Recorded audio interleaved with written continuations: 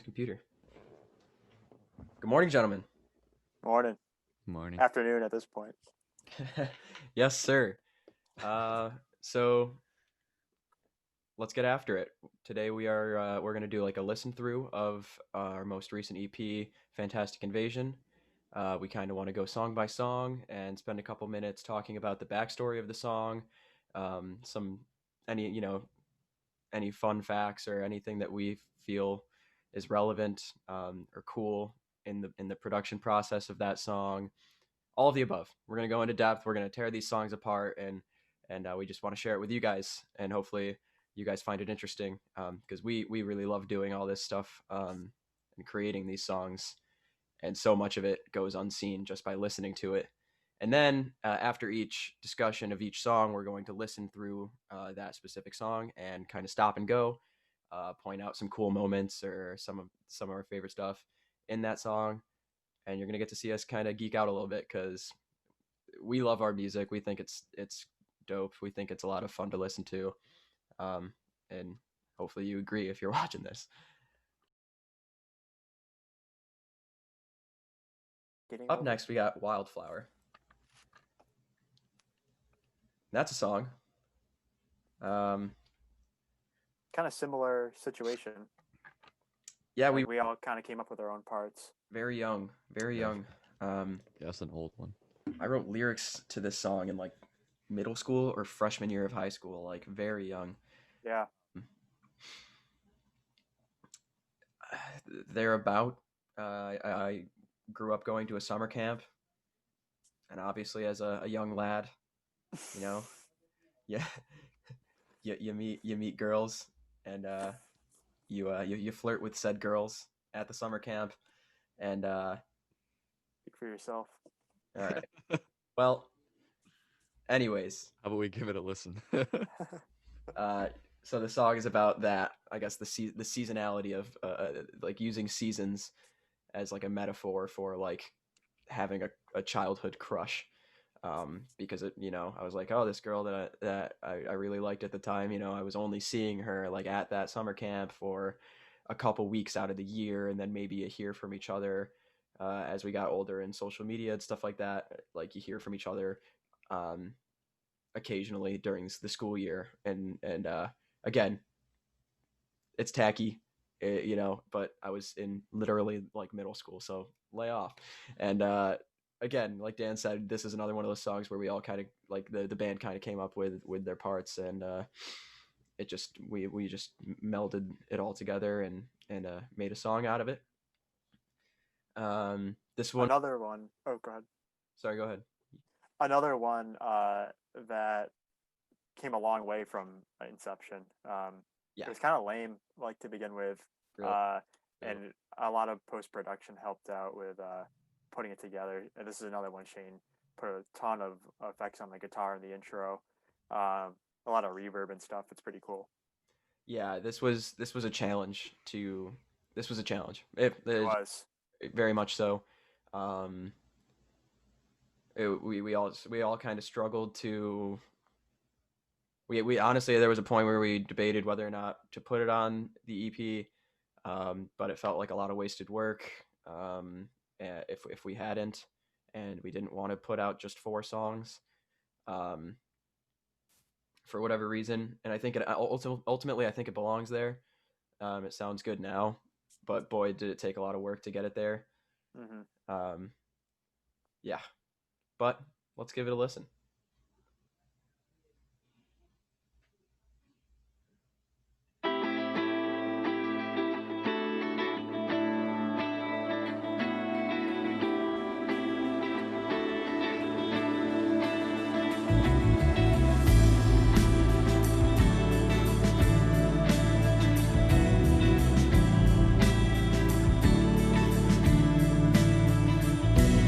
Spring is the Stop right season there. of love.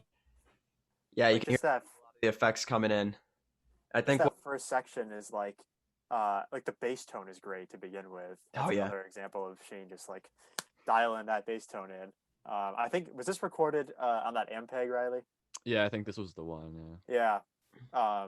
I don't know. It kind of sounds like a very Zeppelin influenced in tune in those first couple seconds. Yeah, for sure. And I think one thing that we struggled with this song musically, and I struggled with it, it's like pseudo minor major ish. It sits in a very weird um, place harmonically. Um, so singing vocals for this, because I'm not perfect, it was very hard for some reason. Just a lot of times you hear I'm singing like the major third, and then it doesn't fit with the chord, but it also kind of feels right in the key. And then sometimes I'd switch it. I The next time I got to that point in the phrase where it repeats and I'm singing the minor, it was very weird. But that's because like the chords are it's like both in it's kind of a major key, but it's also like a minor key, and it doesn't feel very grounded in either of those things. I think that's why we struggled. Yeah, uh, but and it doesn't follow like the typical song structure as the other ones, as the other songs on this EP. Um, it is still very like verse chorus, bridge, and whatnot, but it builds it builds more towards the end and not to like not much until then. Which is why I think like that's probably why it was flawed, and we struggled to find a good reason why it was worth it. But sounds cool. Sounds cool now. Listening to all also the tracks. Colin is lurking in these verses. He's Dude, playing on a Rhodes patch. So dark and muddy, it's awesome. lurking. And we used to joke around because every time when we were doing the mixing with Shane in our virtual meetings, um, you could hear like the effects that are on the guitar. Like there's a lot of like harmonics like floating around. What is that? Is that like it's some sort of like a delay effect kind of where like you hear those things, and they stick around for a while, so it helps the harmony to kind of meld together.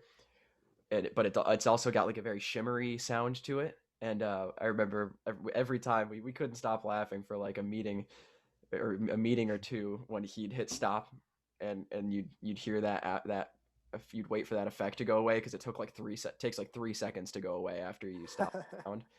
And it sounds a lot like something from Fortnite, and we'd all play a bit to stay. Oh my god, like the chest. Yeah, we'd all played Fortnite a little bit to stay sane during like the actual like lockdown, because we couldn't like hang out together, but we were all home and we were all bored out of our minds, and we were all just barely like paying attention to classes and stuff, and like these weekly Zoom meetings to mix the album, and then like every other night we're hopping on Fortnite to just like call each other and talk and play the game, and just like I said, we were just doing all that to stay sane, and every time he'd hit stop on this song and you hear that like shimmery effect, all we could think about was like the chests in Fortnite, which sounds so nerdy. God, Dark but dark days. Yeah. we couldn't stop laughing at it. It's just funny. Moving on. Damn girl, you make me come alive. Damn girl. That was a very contested line. Oh yeah, it was. Highly contested line. I was like, I don't want to sing that. Okay. I hated it. Again, I wrote this song in middle school, and I probably thought at the time when I was writing the lyrics, like, yeah, damn girl, like, that's so edgy. It's like, oh, he's angsty about it, you know? Look at that. And then I was like, I'm about to actually like immortalize this song. Like this song is not gonna like just like fade into that band I was in high school, like in the memory books. Like I'm actually about to record it and put it out. I actually had like a couple ideas drafted up to like switch out the lyrics, and I remember on vocal day I was like trying them out, and I've like standing in the booth singing, and I started singing some other things other than "Damn Girl," with the lyric is "Damn girl, you make me come alive," and something like that, and I like just hear through my headphones like Dan and Riley like, "Where the hell is Damn Girl? What did you do?" And I was like, Where'd it go? I'm not singing that. There's no way. And they insisted, and they won. I think we even like did a coin toss on it or something like that, like or like odds. Um, And Yeah, I think we did odds. Yeah. he still won. I was so upset about it. It is what it is. It's there now. It's a part of my life forever. Moving on. No, summer is the time spent with you. As far as I'm concerned, the sun changes for two.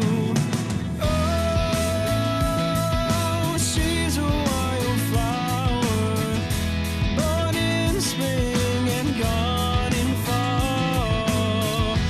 Do I know when I'll see her again? Fact is, no. She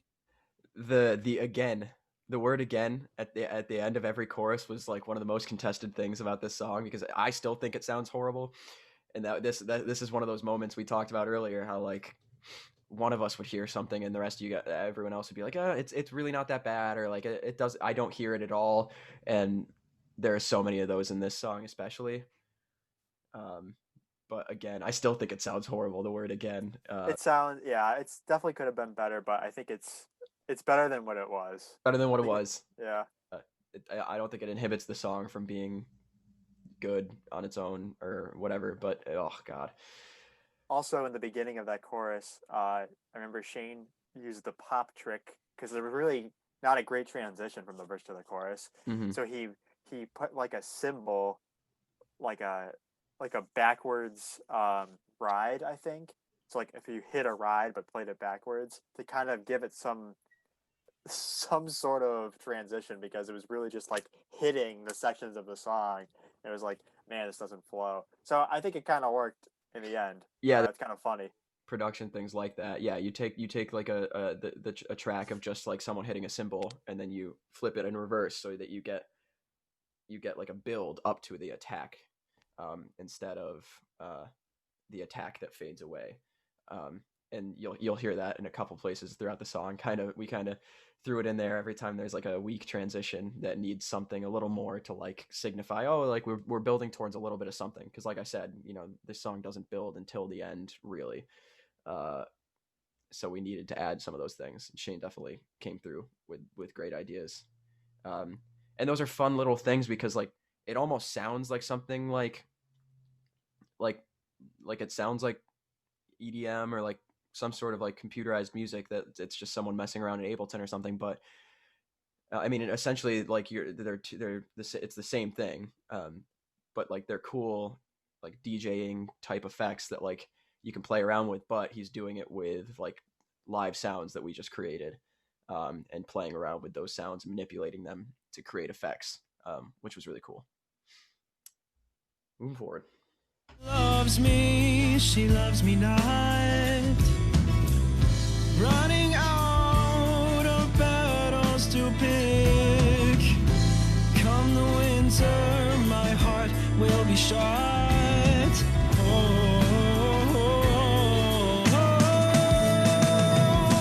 The way that film.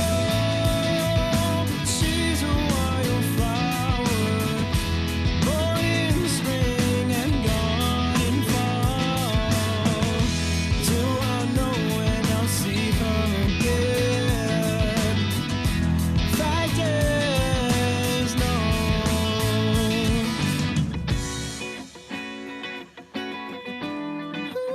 So here's where we changed things up a little bit, I think, in the production of the song, as we like this has always been a section of the song, but I think here we kind of hit our stride when we were in the studio, because it felt a little more comfortable once this pocket groove kind of came in. Dan, you also played some acoustic on this song as well, right? Which Which is something I hadn't done before. I'm playing acoustic on this section and then all the verse stuff to kind of give it that more organic, like shimmery sound you were kind of talking about earlier. yeah, it definitely works. And yeah, we're getting to the end, towards the end of the song here, and kind of builds from here. Get a little bass solo from Riley.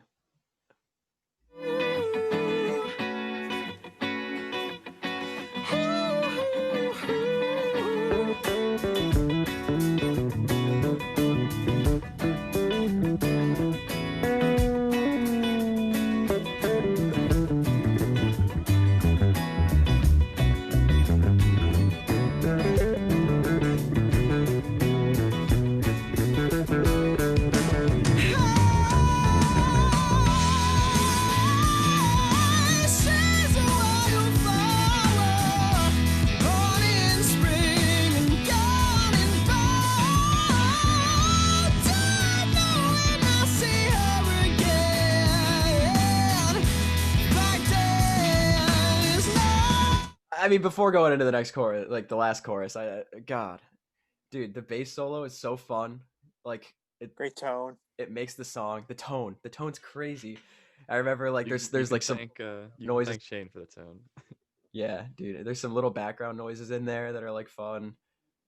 Also, these last two courses came out really well, and Yeah, I don't know, we could just never figure it out on the first two, but I like the way these came out yeah. at the end. I remember doing the take for that bass solo, and I was like, oh, I don't know. And then I get the push to talk from Dan and Nate in the booth, and they're like, nope, that's it, that's a keeper. Yeah, dude, it sounds cool, and like the little hammer on, like it's fun. It's a fun solo. Yeah. Like the little background noise. That's like my favorite part of this song is that ooh, like that you hear in the middle of the solo if you really listen for it. Yeah, moving on. It's just another chorus, but it's fun.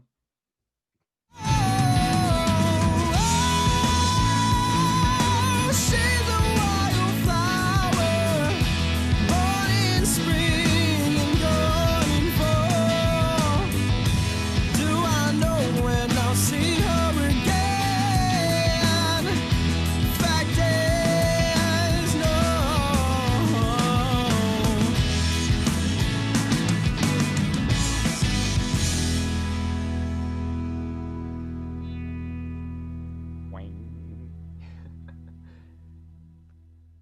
Yeah, I think ultimately like we came out with a pretty good product. Those last two choruses go hard as hell. I bent the neck on I think I was recording that on my PRS. I bent the neck on my PRS at the end of that. That's what that little pitch down is. Yeah, The good thing it was made in America. Don't do that with a Korean guitar or a Chinese guitar. It'll probably snap the neck right off. yeah. Ultimately, I think we came out with a good product there. I love the vocal takes on those last two choruses. Everyone that like we kind of like I remember this song we almost like kind of outsourced for some criticism. Like we all kind of sent it to some friends and said like, what do you think about this? Like how's it sound? And I got great reactions about like the last two choruses especially. But yeah, that is anyone got anything to add about Wildflower?